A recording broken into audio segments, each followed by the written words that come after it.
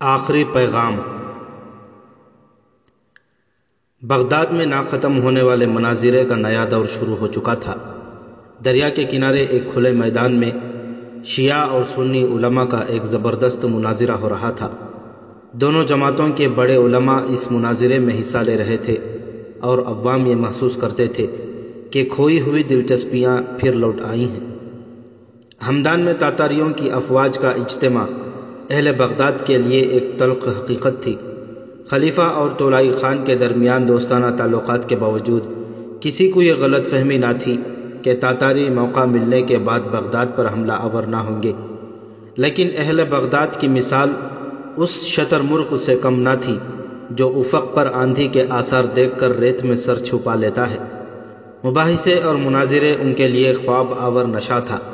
اسلام کے دشمن ترکستان، خراسان اور ایران کے میدانوں میں پڑاؤ ڈال کر عالم اسلام پر آخری ضرب لگانے کے لیے اپنی تلواریں اور نیزے درست کر رہے تھے، اور بغداد میں اسلام کے نام لیوا صرف یہ جاننے کے لیے بے قرار تھا کہ کس فرقے کے علماء کی زبان کے نشتر دوسروں کی نسبت زیادہ تیز اور زیادہ زہر آلود ہیں۔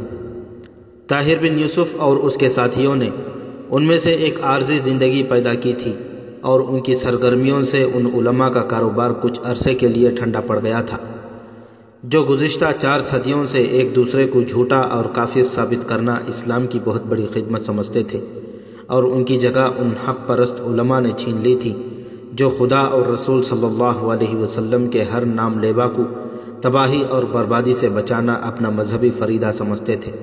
لیکن حق پرستوں کی یہ جماعت بھی ان لوگوں کو تلوار کی اہمیت سمجھانے میں کامیاب نہ ہو سکی، جو صدیوں سے اپنے ہر درد کا علاج کتابوں میں تلاش کرنے کے عادی ہو چکے تھے۔ وہ طاہر کی دعوت پر میدان میں آنے اور ان کی کوششوں سے عوام کی ذہنیت میں اچانک ایک تبدیلی آ گئی۔ وہ باتوں کے بجائے عمل میں اپنی نجات محسوس کرنے لگے۔ وہ خوارزم شاہ کو اپنا آخری دفاعی حصار سمجھ کر اس کی طرف متوجہ ہوئے، لیکن بدلے ہوئے حالات کے ساتھ جوش و خروش ٹھنڈا پڑ گیا۔ دور دراز سے آئے ہوئے رضاکار مایوس ہو کر لوٹ گئے۔ خلیفہ ان کے حفاظت کا ضامن تھا، اور خلیفہ کے نئے وزیر نے انتہائی دور اندیشی اور تدبر سے کام لے کر تاتاریوں کو اہل بغداد کا محافظ اور دوست بنا دیا تھا۔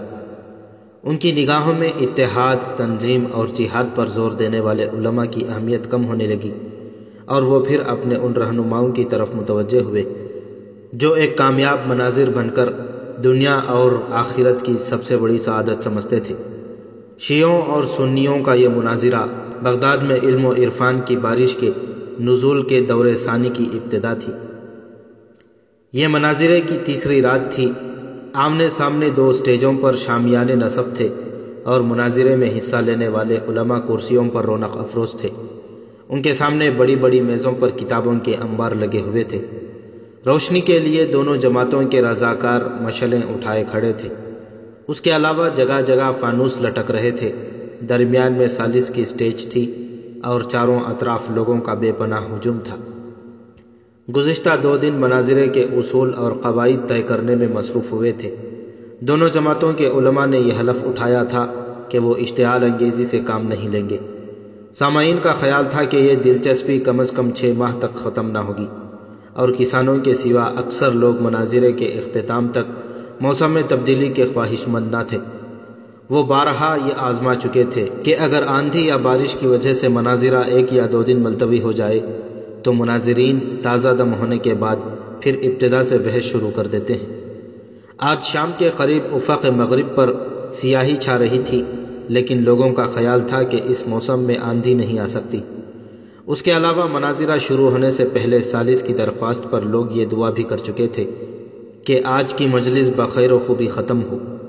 صفیں آراستہ ہو چکی تھیں، اور دین کے مورچوں میں بیٹھ کر علم کی توپیں گولہ باری کرنے والی تھیں، لیکن آندھی کا ایک تند و تیز جھونکا آیا۔ مشعلیں بجھ گئیں، شامیانوں کی تنابیں ٹوٹ گئیں، اور شامیانوں کے ساتھ لٹکے ہوئے فانوسوں کی بدولت دونوں اسٹیجوں پر آگ لگ گئی۔ علماء بچ کر باہر نکل آئے، لیکن افراتفری میں وہ کئی بیش قیمت کتابیں باہر نکالنے میں کامیاب نہ ہو سکی۔ چند بگلوں کے بعد ہوا تھم گئی اور مطلع صاف ہو گیا، لیکن اسٹیجوں پر آگ کے شعلے آسمان سے باتیں کر رہے تھے۔ سالس کی سٹیج آگ سے محفوظ تھی، اس کا سائبان بھی سلامت تھا۔ اس کے دائیں اور بائیں آگ کی بڑھتی ہوئی روشنی میں لوگوں نے دیکھا کہ سالس کے قریب ایک شخص سپاہیانہ لباس پہنے کھڑا تھا اور وہ دونوں ہاتھ بلند کر کے خاموشی کی تلقین کر رہا ہے۔ قریب سے دیکھنے والے اکثر لوگوں نے اسے پہچان لیا اور تھوڑی دیر میں میدان کے ایک سرے سے دوسرے سرے تک طاہر بن یوسف، طاہر بن یوسف کی آوازیں آنے لگیں اور لوگ چاروں اطراف سے سمٹ کر سالس کی میز کے ارد گرد جمع ہونے لگے۔ آگ کے لپکتے ہوئے شعلوں سے اس شامیانے کے لیے بھی خطرہ پیدا ہو چکا تھا، لیکن چند نوجوانوں نے تنابیں کاٹ کر شامیانے ایک طرف پھینک دیے۔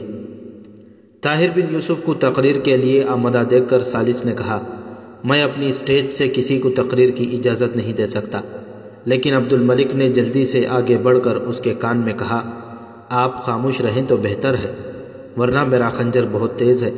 یہ جلسہ آپ کی صدارت میں ہوگا، آپ چپ چاپ بیٹھے رہیں۔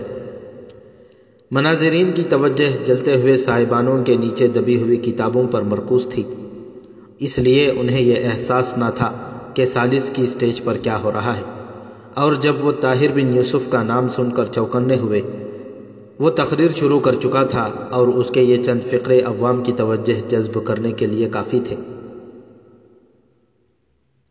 زندگی کی تمسخر اڑانے والوں، اس آندھی اور آگ کو قدرت کی طرف سے ایک انتباہ سمجھو۔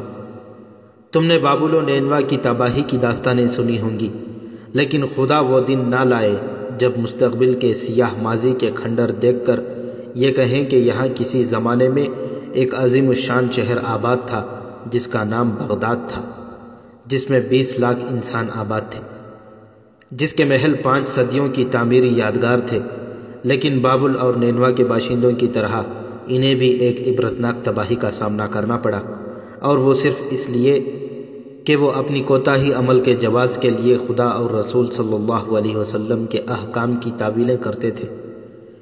انہوں نے قرآن حکیم سے درس حیات لینا ترک کر دیا تھا۔ قرآن نے انہیں اتحاد اور تنظیم کا درس دیا تھا، لیکن ان کی زندگی کا اولین مقصد مسلمانوں میں تفریق و انتشار پیدا کرنا تھا۔ خدا نے انہیں کفار سے جہاد کا حکم دیا تھا، لیکن وہ کفار کو اپنا محافظ و نگہبان سمجھ کر آپس میں دست و گریبان ہو رہے تھے۔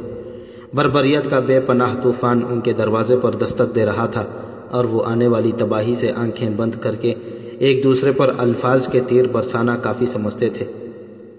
بغداد کے لوگوں، تمہارا خلیفہ اور تمہاری آنے والی نسلوں کی عزت اور آزادی تاتاریوں کے ہاتھ فروخت کر چکے ہیں، لیکن وہ عمرہ جو یہاں موجود ہیں کان کھول کر سن لیں کہ بغداد کا انجام خوارزم کے شہروں سے مختلف نہیں ہوگا۔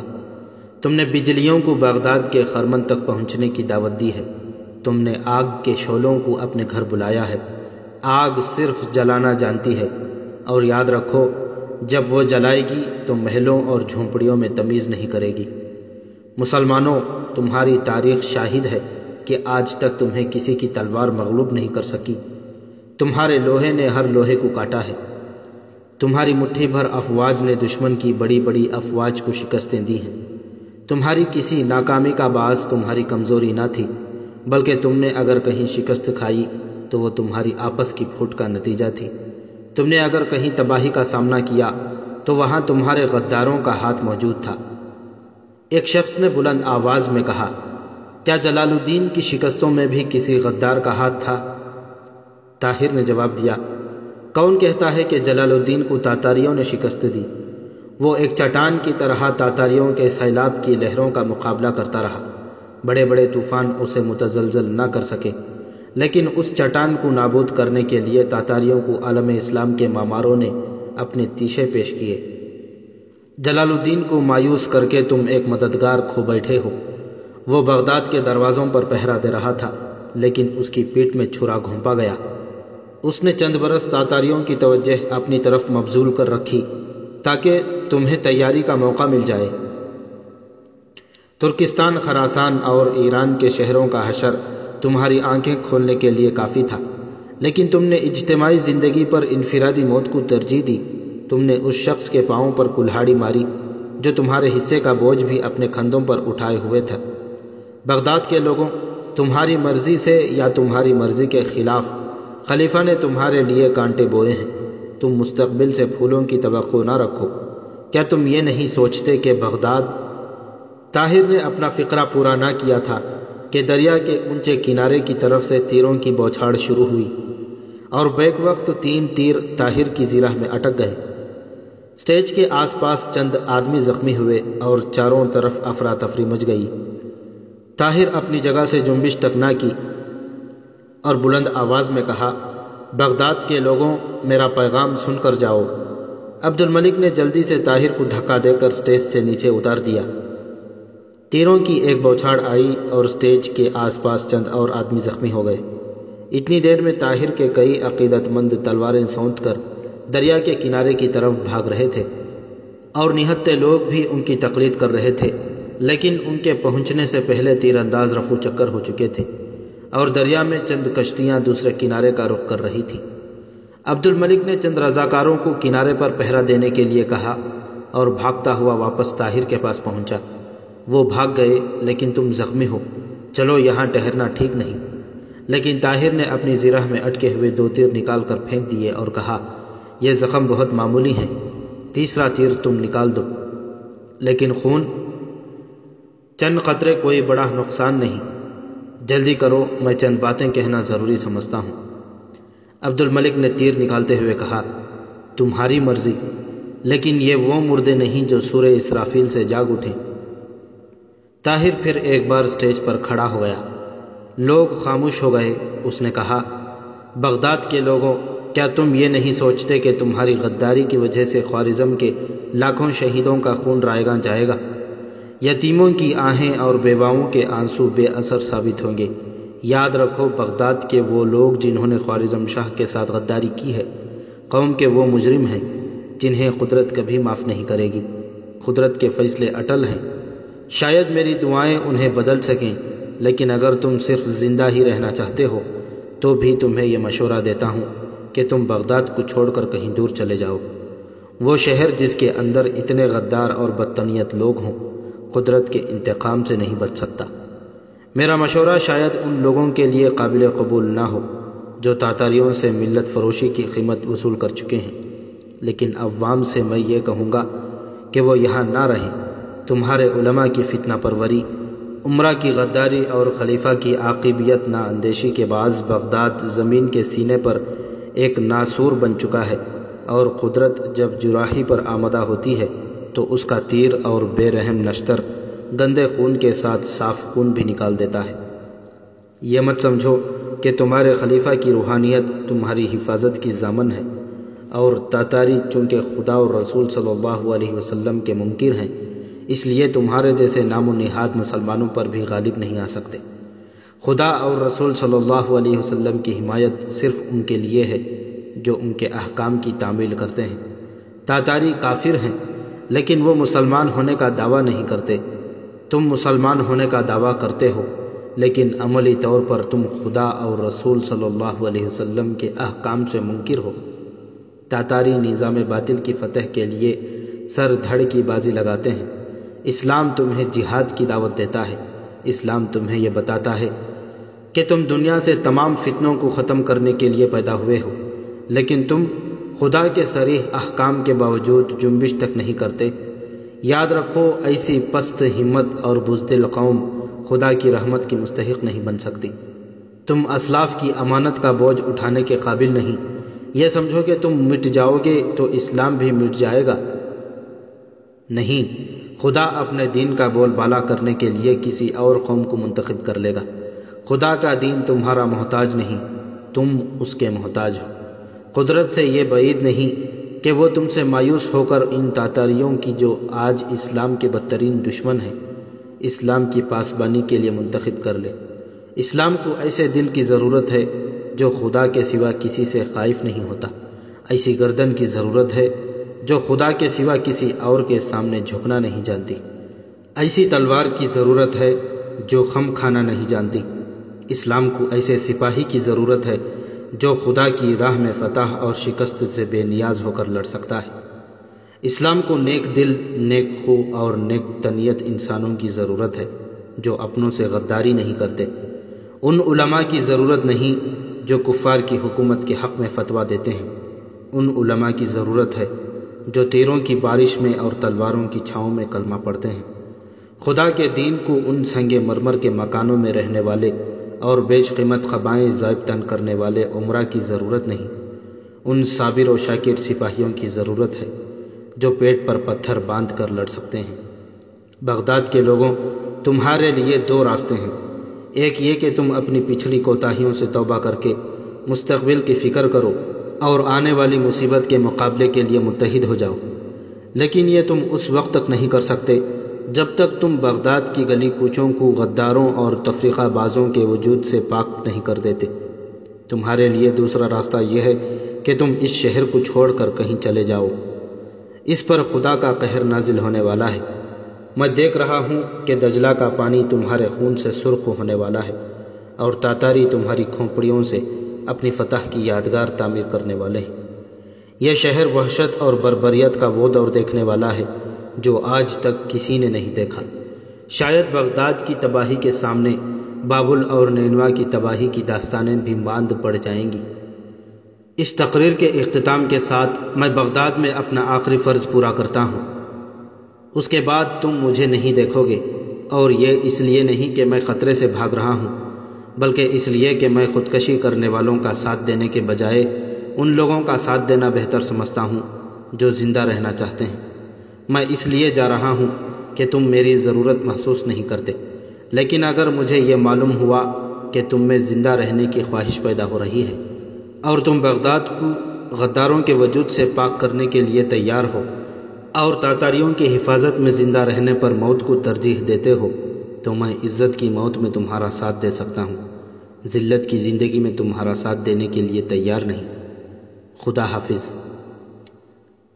مناظرین نے اطمینان کا سانس لیا اور طاہر سٹیج سے اتر کر عبد الملک اور چند نوجوانوں کے ساتھ تاریکی میں غائب ہو گیا۔ عبد الملک ایک دن پہلے اپنے بچوں کو بغداد سے روانہ کر چکا تھا۔ 15-20 اور نوجوانوں کی جماعت شہر سے باہر ایک مقام پر ان کے لیے گھوڑے لیے کھڑی تھی۔ جلسہ گاہ سے نکل کر عبد الملک نے کہا، اگر آپ زخموں کی وجہ سے سفر کرنا تکلیف دہ سمجھتے ہوں تو ابھی تک چند پناہ گاہیں ایسی ہیں جن تک حکومت کے سپاہی نہیں پہنچ سکتے۔ طاہر نے جواب دیا، نہیں، زیرہ میں ان تیروں نے کوئی اثر نہیں کیا، معمولی زخم ہے، مجھے تو ان کا احساس بھی نہیں، لیکن جانے سے پہلے میں بغداد میں ابھی ایک فرض پورا کرنا چاہتا ہوں، اور شاید اس مقصد کے لیے ہمیں چند نوجوانوں کی مدد لینا پڑے۔ وہ کیا؟ محلب بن داؤد سے چند باتیں۔ لیکن اس وقت وزیر اعظم کے محل میں داخل ہونا آسان نہیں۔ مجھے ایک آسان راستہ آتا ہے۔ کتنے آدمیوں کی ضرورت ہے؟ زیادہ سے زیادہ 10۔ تو چلیے، لیکن جہاں آپ 10 کی ضرورت محسوس کرتے ہیں میں وہاں 15 لے جانا ضروری سمجھتا ہوں۔ بہت اچھا، 15 صحیح، لیکن اس مہم میں آدمیوں سے زیادہ احتیاط کی ضرورت ہے۔ انجام۔ وزیر اعظم محلب بن داؤد اپنے محل کے اس کشادہ کمرے میں بیٹھا ہوا تھا جو دریا کے کنارے کی طرف تھا۔ ناظم شہر، قید خانے کا داروغہ اور بغداد کی افواج کا سپہ سالار قشمور اس کی محفل میں شریک تھے۔ شراب کا دور چل رہا تھا اور بغداد کے تازہ حالات پر تبصرہ ہو رہا تھا۔ محلب نے کہا، میرا خیال ہے کہ وہ بچ گیا ہوگا۔ اس دن اتنا خطرناک زہر اس کا کچھ نہ بگاڑ سکا، معمولی زخم اس کا کیا کریں گے؟ ناظم شہر نے جواب دیا، نہیں، میں کوتوال سے تسلی کر کے آیا ہوں۔ اتنے فاصلے سے کم از کم 4 تیر لگنے کے بعد وہ زندہ نہیں رہ سکتا، اور اس دن کے زہر کے متعلق میری رائے یہ ہے کہ اس کے پاس یقیناً کوئی تریاق ہوگا، لیکن وہ بہت دور اندیش ہے۔ ممکن ہے کہ زرہ وغیرہ پہن کر آیا ہو۔ کوتوال نے اسے گرتے ہوئے دیکھا تھا۔ میری ہدایت تھی کہ وہ فوراً کشتیوں پر بیٹھ کر دوسرے کنارے پہنچ جائیں، اس لیے وہ نتائج کا انتظار نہ کر سکے۔ محلب نے کہا، اس نے پھر اس پرامن شہر میں آگ لگا دی ہے۔ اب مجھے پھر ایک بار تاتاریوں کو مطمئن کرنا پڑے گا، اور میرے خیال میں ان کا مطالبہ یہی ہوگا کہ ان کے خلاف اشتعال پھیلانے والوں کو پکڑ کر ان کے حوالے کیا جائے۔ داروغہ نے کہا، اس کے سوا ہمارے لیے کوئی اور راستہ بھی نہیں۔ طاہر کو اگر موقع ملا تو ہمیں یقیناً زخم پہنچائے گا۔ ناظم شہر نے کہا، لیکن ہماری طرف سے فوری کارروائی پر عوام ہمارے خلاف بہت زیادہ مشتعل ہو جائیں گی، اور عوام کا جوش و خروش دیکھ کر خلیفہ بھی ہمیں شاید فوری اقدام کی اجازت نہ دیں۔ آج تقریر میں اس نے اعلان کیا ہے کہ وہ بغداد سے جا رہا ہے، اور اگر وہ واقعی چلا گیا تو یہ معاملہ خود بخود ٹھنڈا ہو جائے گا، اور اگر اس نے یہاں ٹھہرنے کی کوشش کی تو علماء کے ایک بہت بڑے گروہ کو ہم اس کی مخالفت پر آمادہ کر چکے ہیں، اور اس کے پیرو اسے اپنی سرگرمیاں جاری رکھنے کی اجازت نہیں دیں گے۔ آج اس کی تقریر غیر متوقع تھی، ورنہ ہم جلسے میں گڑبڑ ڈالنے کے لیے کئی آدمیوں کو بھیج سکتے تھے۔ آئندہ کے لیے یہ انتظام کروں گا کہ اسے ٹوکنے کے لیے ہر مسجد اور ہر چوک میں علماء موجود رہیں۔ کل تک کم از کم 150 علماء کی طرف سے یہ فتویٰ مشتہر ہو جائے گا کہ اس کے مقاصد باغیانہ ہیں۔ اچانک طاہر ننگی تلوار لیے اندر داخل ہوا اور اس نے کہا، تمہیں غلط فتویٰ مشتہر کرنے کی ضرورت نہیں پڑے گی۔ محلب کے ہاتھ سے شراب کا جام گر پڑا اور اس پر سکتہ طاری ہو گیا۔ قشمور نے جلدی سے اٹھ کر تلوار کے قبضے کی طرف ہاتھ بڑھایا، لیکن طاہر نے بجلی کی سی تیزی سے اپنی تلوار کی نوک اس کے سینے پر رکھتے ہوئے کہا، بیٹھ جاؤ۔ قشمور غصے سے ہونٹ کاٹتا ہوا بیٹھ گیا۔ محلب نے سنبھلتے ہوئے کہا، تم یہاں کس نیت سے آئے ہو؟ طاہر نے جواب دیا، تم مدت سے میرے پیچھے سرگردان تھے اور میں بغداد چھوڑنے سے پہلے تم سے چند باتیں کرنا ضروری سمجھتا تھا، لیکن تمہیں معلوم نہیں کہ میری آواز پر 50 پہرے دار یہاں اکٹھے ہو سکتے ہیں۔ طاہر نے اطمینان سے جواب دیا، 50 نہیں 45، 5 دریا کے کنارے اونگ رہے تھے، وہ ہمارے قبضے میں ہیں، اور تم نے دوسروں کو آواز دی تو تمہاری آواز آخری ثابت ہوگی۔ عبد الملک کے ساتھ 5 اور نوجوان تلواریں لیے کمرے میں داخل ہوئے۔ طاہر نے کہا، اندر زیادہ آدمیوں کی ضرورت نہیں، باہر کا خیال رکھو۔ عبد الملک کے اشارے پر 2 نوجوان باہر نکل گئے اور باقی 3 ناظم شہر قشمور اور داروغہ کے سروں پر کھڑے ہو گئے۔ طاہر نے کہا، اٹھیے۔ محلب نے خوف سے کانپتے ہوئے کہا، کیا چاہتے ہو؟ طاہر نے جواب دیا، میں کہہ چکا ہوں کہ میں چند باتیں کرنا چاہتا ہوں۔ میں تمہارا ہر مطالبہ ماننے کو تیار ہوں، کہو کیا چاہتے ہو؟ صرف یہ کہ تم سب ہمارے ساتھ چلو۔ کہاں؟ جہاں ہم لے جائیں، اور اگر میں انکار کروں تو مجھے مجبوراً اپنی تلوار استعمال کرنا پڑے گی، اسے ہاتھ لگا کر دیکھ لو۔ طاہر نے یہ کہتے ہوئے آہستہ سے تلوار کی نوک اس کے سینے میں چبھو دی۔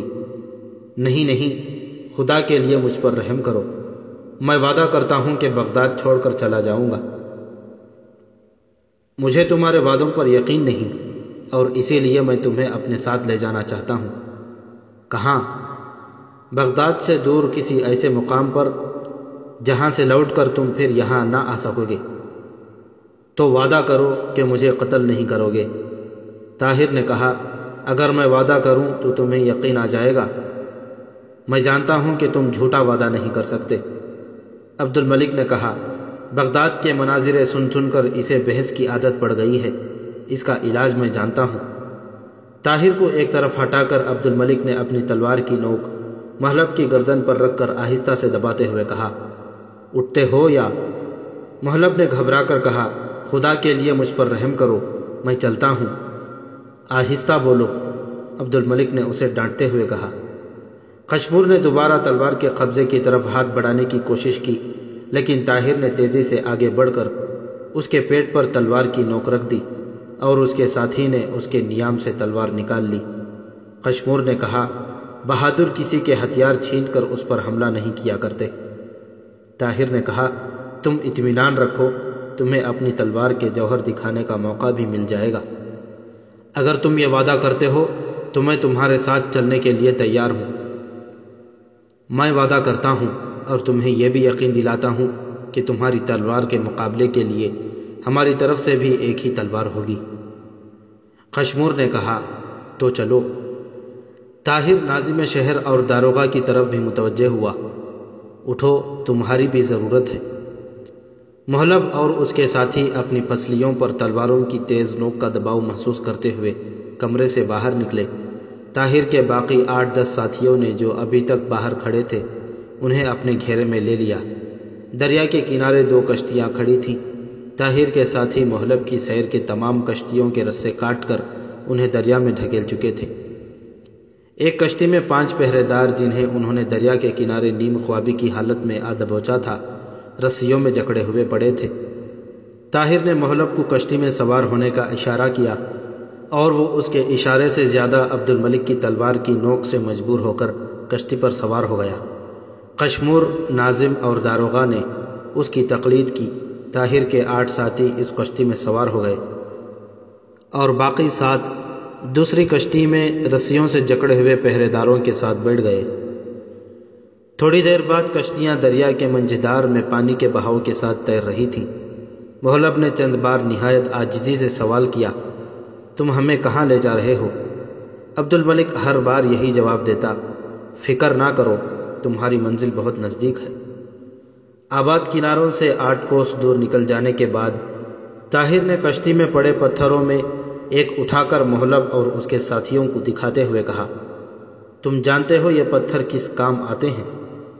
محلب بلبلا اٹھا، نہیں، یہ ظلم ہے، خدا کے لیے مجھ پر رحم کرو۔ طاہر قشمور کی طرف متوجہ ہوا، کیوں حضرت؟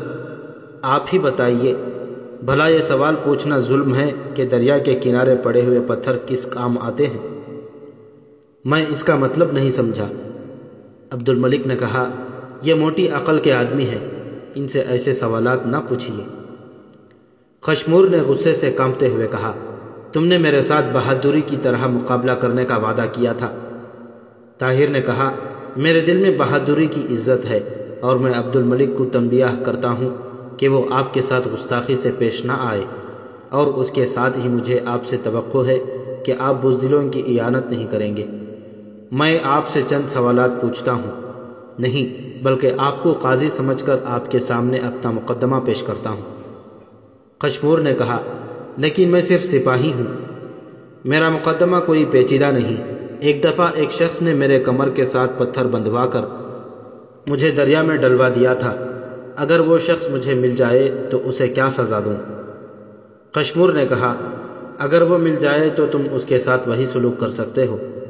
طاہر نے کہا، مجھے ایک بہادر آدمی سے یہی امید تھی، داروغہ کی کمر کے ساتھ یہ پتھر باندھ دو۔ طاہر کے 3 ساتھیوں نے داروغہ کو زبردستی منہ کے بل لٹا دیا۔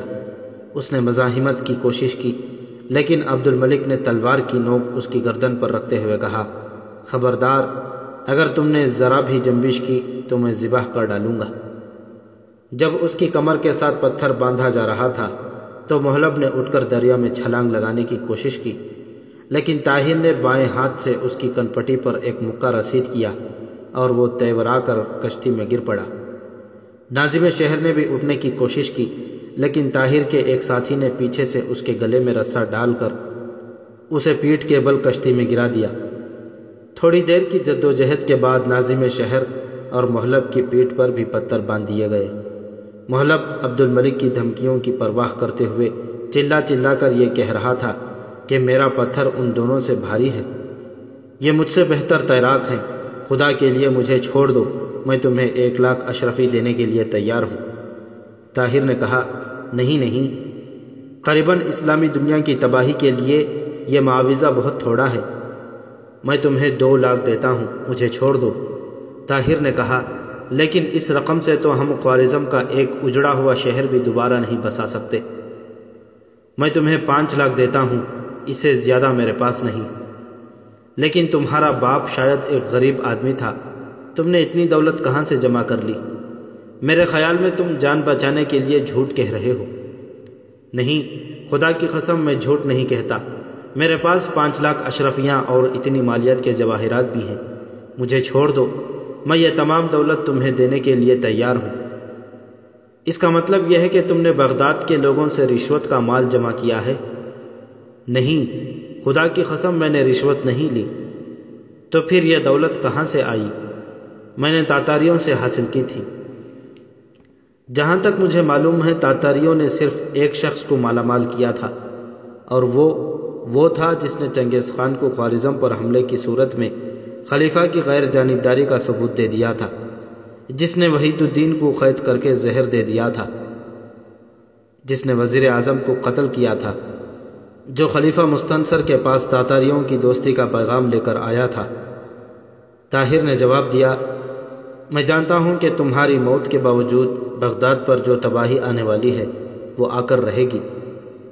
بغداد میں منافقوں اور غداروں کی تعداد تمہارے سر کے بالوں سے بھی زیادہ ہے، لیکن بغداد کی تباہی کے اسباب پیدا کرنے کے بعد تاتاریوں سے انعام حاصل کرنے والے تم نہیں کوئی اور ہوگا۔ تم نے تاتاریوں کے لیے بغداد کے دروازے کھولے ہیں، لیکن ان کی تلواروں کے سائے میں مسلمانوں پر حکومت کرنے والے غدار تمہارے خاندان سے نہیں، کسی اور خاندان سے ہوں گے۔ ناظم شہر نے کہا، تمہیں زہر دینے اور دریا میں پھینکنے کی سازش میں میرا کوئی ہاتھ نہیں تھا۔ طاہر نے کہا، تو پھر تمہیں یہ کیسے معلوم ہوا کہ میرے خلاف ایسی سازش کی گئی ہے؟ مجھے داروغہ نے بتایا تھا۔ داروغہ نے کہا، بزدل مت بنو، ہمارے بغیر تمہارا دل اس دنیا میں کیسے لگے گا؟ طاہر نے کہا، اب تم یہ فیصلہ کر لو کہ خود دریا میں کودنا پسند کرو گے یا ہم تمہارے ہاتھ پاؤں پکڑ کر دریا میں پھینک دیں۔ داروغہ نے کہا، ہم پر اگر کوئی احسان کرنا چاہتے ہو تو یہ ہو سکتا ہے کہ ہمیں ایک ساتھ کودنے کا موقع دو۔ طاہر نے کہا، مجھے منظور ہے، میں آخری وقت میں تمہارے ساتھ زبردستی نہیں کرنا چاہتا، اور پھر یہ پتھر وزن میں اس پتھر سے زیادہ نہیں جس کا بوجھ اٹھا کر میں نے دریا عبور کیا تھا۔ ناظم نے کہا، لیکن ہم تیراک نہیں، تو اس صورت میں ہمیں تم کو زبردستی پانی میں پھینکنے کی تکلیف اٹھانا پڑے گی۔ عبد الملک، پہلے محلب کی باری ہے۔ داروغہ نے اپنے ساتھیوں سے کہا، اگر ایک ایک کر کے ہمیں پانی میں دھکیلا گیا تو ہمارا ڈوب جانا یقینی ہے۔ اگر اکٹھے کودو تو میں تمہیں سہارا دینے کا وعدہ کرتا ہوں۔ یہ پتھر بہت معمولی ہے اور میں اس سے زیادہ بوجھ اٹھا کر دریا عبور کر سکتا ہوں۔ طاہر اور اس کے ساتھی داروغہ کی اس احسار پر حیران تھے، کیونکہ جسمانی لحاظ سے وہ اپنے ساتھیوں کی نسبت زیادہ نحیف تھا، تاہم انہیں اطمینان تھا کہ اتنا بوجھ اٹھا کر کوئی بھی کنارے تک نہیں پہنچ سکے گا۔ داروغہ نے کہا، آپ ہمیں ایک ساتھ کودنے کی اجازت دیتے ہیں؟ طاہر نے کہا، مجھے کوئی اعتراض نہیں۔ داروغہ اٹھ کر کشتی کے سرے پر کھڑا ہو گیا، کہنے لگا، میں جا رہا ہوں، اگر تمہیں میری مدد کی ضرورت ہے تو میرے ساتھ آؤ، ورنہ میں پیچھے مڑ کر نہیں دیکھوں گا۔ ناظم اور محلب جھٹ اٹھ کر اس کے قریب کھڑے ہو گئے۔ داروغہ نے بازو پھیلا کر کہا، اپنی گردنیں میری بغل میں دے لو، میں تمہیں منجدار سے نکال لوں گا، اور اس کے بعد جو تمہاری قسمت۔ ڈوبتے کو تنکے کا سہارا۔ ناظم اور محلب نے اپنی تقدیر داروغہ کے سپرد کر دی۔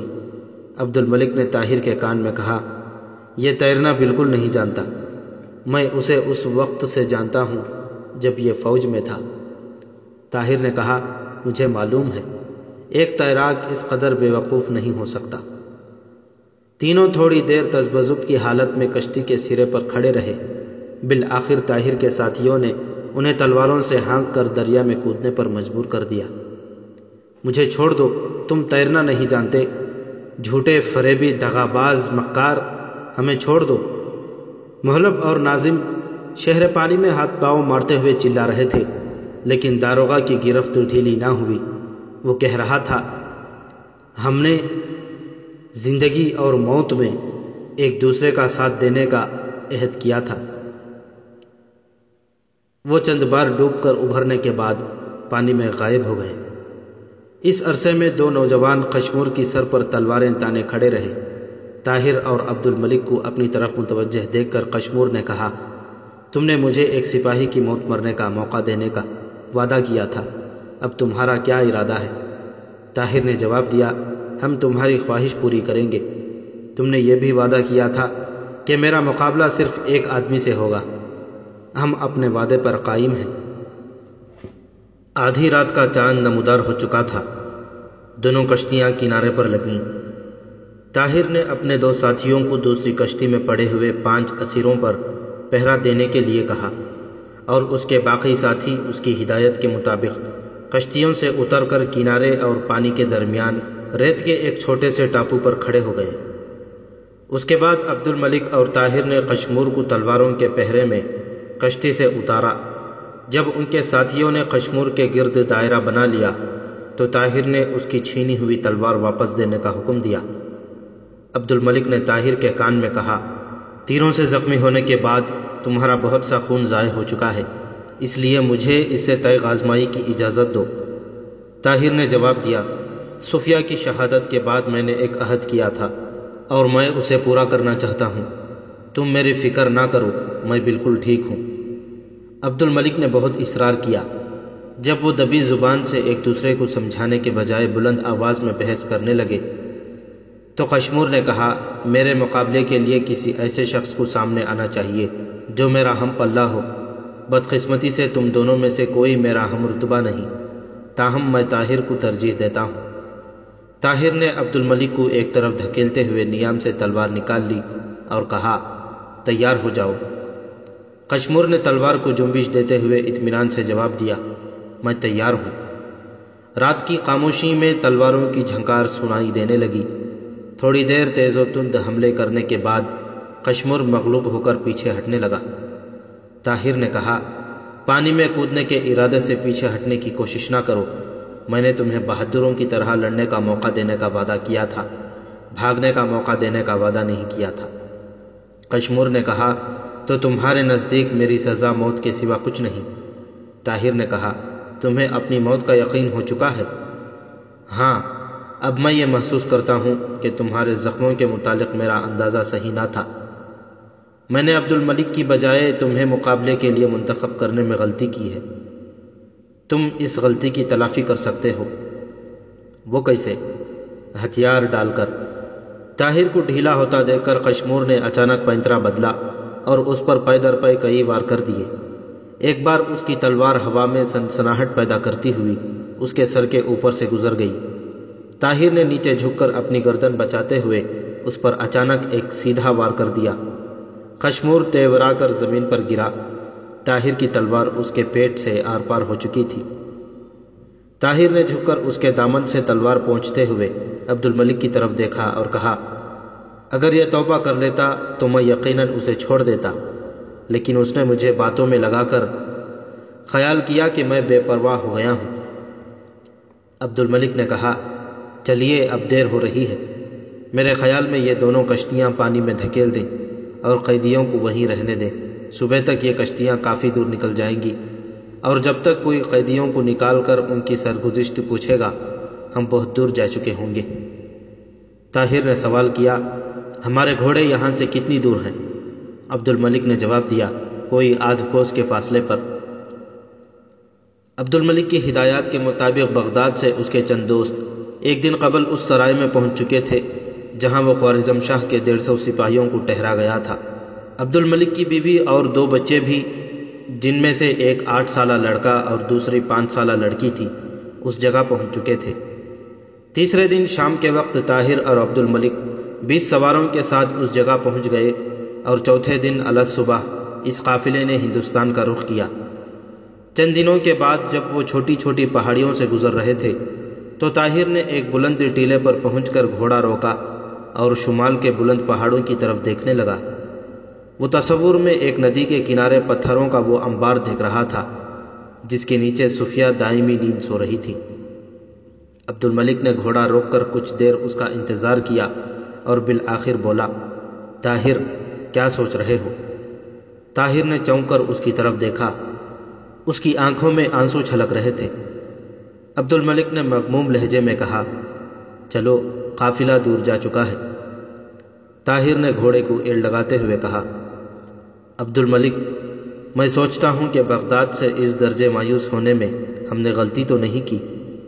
عبد الملک نے جواب دیا، نہیں، میرے خیال میں ہم نے بغداد کے لوگوں سے اتنی بڑی توقعات وابستہ کرنے میں غلطی کی تھی۔ کیا یہ ممکن ہے کہ وہ شہر جو صفیہ جیسی لڑکیاں پیدا کر سکتا ہے ہمیشہ کے لیے ختم ہو جائے؟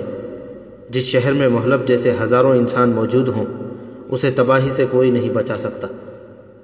صفیہ نے تو ایسے شہر کی مٹی میں دفن ہونا بھی قبول نہیں کیا۔ جس پر خدا کا قہر نازل ہونے والا ہے۔ عبد الملک، ہم اپنے فرض سے بھاگ تو نہیں رہے؟ نہیں، ہم وہاں جا رہے ہیں جہاں ہمیں فرض بلا رہا ہے۔ مجھے یقین ہے کہ ہندوستان میں رہ کر ہم قوم کی کوئی صحیح خدمت کر سکیں گے۔ سلطان التمش کو ہماری تلواروں کی ضرورت ہے۔ بغداد میں ہم اپنا فرض پورا کر چکے ہیں۔ جو لوگ خودکشی کا ارادہ کر چکے ہوں انہیں کوئی نہیں بچا سکتا۔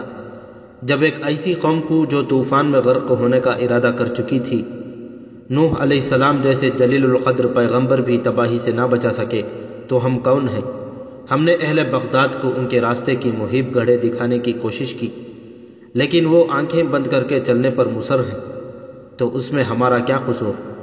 خوارزم کے شہر ان کے سامنے ایک ایک کر کے تباہ ہوئے، لیکن قدرت کی طرف سے بار بار تنبیہ کے باوجود انہوں نے عبرت حاصل نہیں کی۔ اہل بغداد تنزل کی اس آخری گہرائی تک پہنچ چکے ہیں جہاں سے انہیں اٹھانا کسی انسان کا کام نہیں۔ جس بستی کے ہر 5 آدمیوں میں سے ایک غدار ہو، اسے تباہی سے کون بچا سکتا ہے؟ ایک قوم کو تباہ کرنے کے لیے محلب جیسا ایک آدمی کافی ہوتا ہے، اور بغداد میں تو ہزاروں محلب موجود ہیں۔ طاہر نے کہا، بغداد کی تباہی کے آثار مستعصم کی تخت نشینی کے ساتھ مکمل ہو جائیں گے۔ میں نے سنا ہے کہ اسے شراب، عورتوں کے ناچ اور راگ کے سوا کسی شے کا شوق نہیں۔ میرے خیال میں ایسے شخص کا خلیفۃ المسلمین کہلانا ہی بغداد کی تباہی کے لیے کافی ہوگا۔ وہ جس شخص کو اپنا وزیر بنائے گا وہ محلب سے یقیناً زیادہ عیار ہوگا۔ طاہر بن عبد الملک التمش کی فوج کے بہترین جرنیلوں میں شمار کیے جاتے تھے۔ جلال الدین خوارزم شاہ کے متعلق کسی کو معلوم نہ تھا کہ وہ کہاں ہے۔ تاتاری اس کی تلاش میں آذربائیجان، قفقاز اور آرمینیا کا کونا کونا چھان چکے تھے۔ ان کی طرف سے بارہا اس کی موت کا اعلان ہو چکا تھا، لیکن دنیا یہ ماننے کے لیے تیار نہ تھی۔ وقت گزرتا گیا، طاہر عزت اور شہرت کے آخری زینے پر پہنچ چکے تھے۔ دنیا کی کوئی نعمت ایسی نہ تھی جو اسے میسر نہ تھی۔ سریا کی محبت اس کے لیے گھر کی 4 دیواری کو خلد بریم بنانے کے لیے کافی تھی۔ بڑھاپے میں اس کے 3 بیٹے تیغزنی اور دوسرے فنون حرب میں نام پیدا کر چکے تھے۔ سریا کا بھائی اسماعیل تجارت کے میدان میں اپنا نام پیدا کر چکا تھا۔ عبد الملک کا مکان طاہر کے مکان کے ساتھ تھا، اور اس کے لڑکے بھی فوج میں اعلیٰ عہدوں پر فائز تھے۔ مبارک اور طاہر کے باقی تمام ساتھی فارغ البالی سے زندگی کے دن گزر رہے تھے۔ دہلی میں ہزاروں افراد ایسے تھے جن کے لیے طاہر کی زندگی قابل رشک تھی، لیکن طاہر کو ایک خلش ہمیشہ بے چین رکھتی، اور یہ بغداد کی یاد تھی۔ ماضی کا غبار اس کی نگاہوں سے بغداد کو اوجھل نہ کر سکا۔ دہلی میں 15 سال فوجی اور سیاسی خدمات سر انجام دینے کے بعد وہ اپنی زندگی اسلام کی تبلیغ کے لیے وقف کر چکا تھا، اور عبد الملک ہر میدان میں اس کا ساتھ دینے کا عزم کر چکا تھا۔ ہندوستان کے غیر مسلموں کو خدا کی دین کی دعوت دینے کے بعد انہیں ایک روحانی تسکین حاصل ہوتی، لیکن جب کبھی کسی مجلس میں یا اجتماع میں تقریر کرتے ہوئے طاہر کو بغداد کا خیال آتا تو وہ جلدی سے تقریر ختم کر کے کسی گوشہ تنہائی میں جا بیٹھتا اور پہروں سوچتا رہتا۔ وہ بار بار اپنے دل میں کہتا، کاش میں اس شہر کو تباہی سے بچا سکتا۔ وہ اپنے آپ کو کوستا۔ عبد الملک آ کر اسے تسلی دیتا اور کہتا، طاہر، تمہاری وجہ سے ہندوستان کے کئی ہزار انسان کلمہ پڑھ چکے ہیں، اور ابھی کروڑوں انسانوں کے پاس خدا کا پیغام پہنچانے کی ضرورت ہے۔ اب بغداد کے متعلق سوچنے سے کوئی فائدہ نہیں۔ بغداد کی زمین بنجر ہے، اس لیے وہاں تم نیکی کے درخت کا بیج نہ اگا سکے۔ ہندوستان کی زمین زرخیز ہے، یہاں ہمیں اپنی محنت کا پھل مل رہا ہے۔ تم درست کہتے ہو۔ طاہر یہ کہہ کر اٹھتا اور پھر کام شروع کر دیتا۔ 28 برس گزر گئے، اور ان 28 برسوں میں زمانہ کئی بار کروٹیں بدل چکا تھا۔ ایران میں چنگیز خان کا پوتا ہلاکو خان حکمران تھا، اور بغداد میں مستعصم کی خلافت کا 3را سال تھا۔ تاتاری بغداد پر حملے کی تیاریاں کر رہے تھے۔ خلیفہ کے وزیر ابن القمی نے ہلاکو خان کے ساتھ ساز باز کر کے خلیفہ کو یہ مشورہ دیا کہ علم اور روحانیت کے اس مرکز میں 3 لاکھ فوج کی کیا ضرورت ہے؟ یہ خزانے پر ایک غیر ضروری بوجھ ہے۔ چنانچہ بغداد میں چند ہزار سپاہیوں کے سوا باقی تمام فوج کو دائمی رخصت دی جا چکی تھی۔ دوسری طرف بزرگان قوم اور علماء دین کی یہ حالت تھی کہ ان کے مناظرے اب ختم ہونے کا نام ہی نہ لیتے۔ شیعہ سنی کی بحث اب مکمل خانہ جنگی کی صورت اختیار کر چکی تھی۔ شہر کے امراء میں حکومت کے تنخواہ داروں کی نسبت تاتاریوں سے اپنے ضمیر اور قوم کی عزت کی قیمت وصول کرنے والوں کی تعداد کہیں زیادہ تھی۔ خلیفہ کے ہاتھ میں شراب کا جام تھا اور اس کی مسند کے سامنے عورتیں رقص کر رہی تھیں۔ قاصد نے اطلاع دی کہ ہلاکو خان بغداد کے قریب پہنچ چکا ہے۔ خلیفہ کے ہاتھ سے شراب کا جام چھوٹ گیا اور اس کی سفید قبا پر دھبے پڑ گئے۔ ہلاکو خان آندھی اور بلا کی طرح نازل ہوا اور بغداد نے وہ تباہی دیکھی جس کے سامنے بابل اور نینوا کی داستانیں حیج ہیں۔ 20 لاکھ انسانوں میں سے صرف 4 لاکھ انسان اپنی جانیں بچا کر بھاگنے میں کامیاب ہوئے۔ دجلہ کا پانی خون سے سرخ ہو رہا تھا۔ کتب خانوں، دستگاہوں اور مکانوں میں آگ کے شعلے آسمان سے باتیں کر رہے تھے۔ شہر کے وہ کہنا مشق مناظر جو برسوں سے ایک دوسرے کو کافر بنا رہے تھے، وہ امراء اور علماء جو برسوں کی غداری کا آخری انعام حاصل کرنا چاہتے تھے، اور وہ خلیفہ جس نے مسند پر بیٹھ کر خدا کے دین کا مذاق اڑایا تھا، بڑی بڑی قیمتی تحائف لے کر ہلاکو خان کی خدمت میں حاضر ہوئے، لیکن کسی کو زندہ لوٹنا نصیب نہ ہوا۔ خلافت عباسیہ کے آخری چشم و چراغ کو قتل کرنے کے بجائے نمدے میں لپیٹ کر ہاتھی کے پاؤں کے نیچے ڈالا گیا۔ جب ہلاکو خان کو یہ شک ہوا کہ بعض لوگ زمین دوز پناہ گاہوں میں چھپ کر اس کی تلوار اور آگ سے بچ گئے ہیں، تو اس نے دریا کا بند توڑوا دیا، اور ہلاکو خان کی واپسی کے بعد بغداد میں چیلوں اور کتوں کے سوا اور کوئی جاندار موجود نہ تھا۔ بغداد کا قصہ ماضی بن چکا تھا۔ اہل بغداد اپنی کھیتی کا پھل کاٹ چکے تھے۔